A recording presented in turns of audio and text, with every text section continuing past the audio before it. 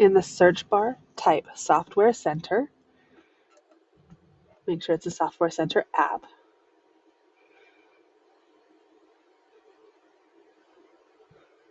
In the applications, which is the first thing that pops up, look for Google Drive. Click on it. If it says install, click install. If it says uninstall, then we are going to finish the installation process.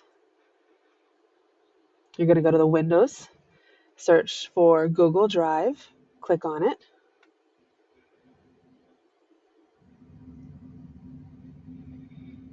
You're going to follow the prompts. Get started, sign in, use your HSD account. Go ahead and click sign in, and you have successfully signed in.